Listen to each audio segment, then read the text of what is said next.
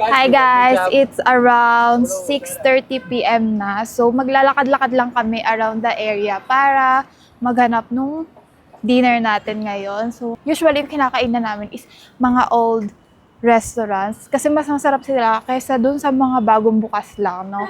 Yan, ang dami din bilihan dito ng mga damit. Kung hindi naman kayo mapili sa damit, pwede na rin kayo dito bumili. Sobrang mura lang ng mga damit nila. Pero syempre yung tela is hindi siya ganun kaganda. Pag hinawakan mo, pero maganda naman yung design. Mura lang yan guys, may mga 400, 300. Gusto nyo lang ng fashion, pwede na dyan. Uso dito guys, yung mga restaurant ay mga maliliit na stalls lang. Sa tabi sila mismo ng kalsada kumakain. Sa daan-daanan ka ng mga e-bike. Alam, parang karinderya sa atin. Parang ganun din naman dito. Masasarap ng pagkain nila. Tapos kahit saan dito guys, may CCTV. Kaya very safe maglakad dito kahit anong oras na.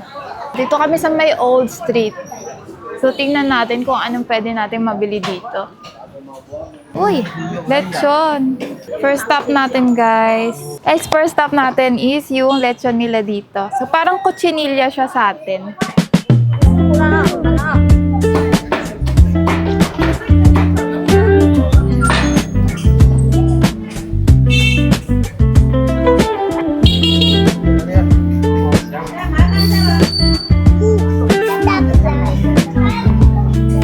Jawa. Take out lang tayo guys. And hanap pa tayo ng pwede nating kainan. So doon kami kakain ngayon.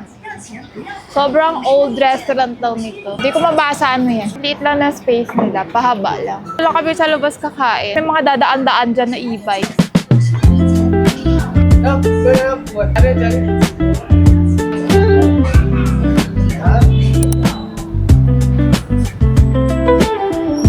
Guys, ito yung lechon na binili natin kanina. Nasa around 500 lang daw to guys. Half kilo na. Sobrang mura, diba? And ito yung noodles na kakainin natin. Sarap. Sobrang crunchy ng balat. Sa tabi lang yan ng kalsada guys, nabili ah. Try naman natin yung noodles. Dami niyang laman loob guys. May ganito pa. Taste Chinese kimchi, tapos ayan, laman loob.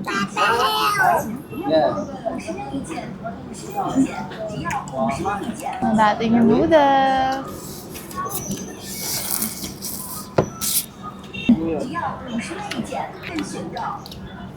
Tama lang yung timpla guys, hindi maalat. Kakaiba siya sa usual na nabibili natin sa Pinas. Pero ito, okay siya, masarap. Sarap kumain nito guys, lalo na ang lamig dito.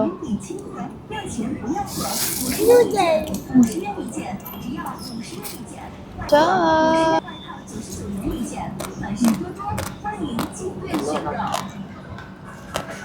Sarap. Kahit di ka na magluto dito guys, labas ka lang. Ang dami mo nang makakainan.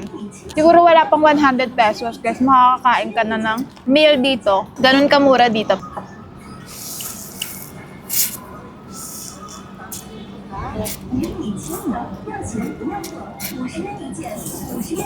Naman natin yung soup. Libre lang ata to. Sarap. Nagpapawisan na ako. Umiinit na. Tapos ang ginagawa nila dito guys, pagkatapos mo kumain, maglalakad-lakad sila kasi ang daming park. Kaya ang papayat nila dito. Pagkatapos mo kumain, lalakad lang sila. Ganun. Taba, oh.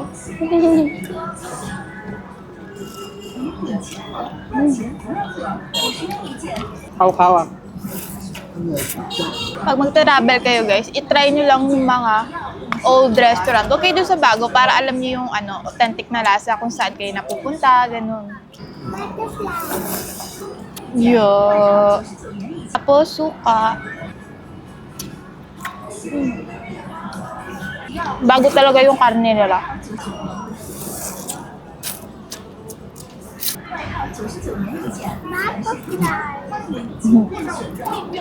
Walang kumain dito, tapos ang dami mo nakikita. Naglalakad, nagbabike, naglalarong mga bata. Tatanong yung may-ari, ano na ginagawa namin. Tubig kang hangin. Yeah, ang sarap. Thank you for watching, guys. So if you like our video, please follow my social media account on the next one.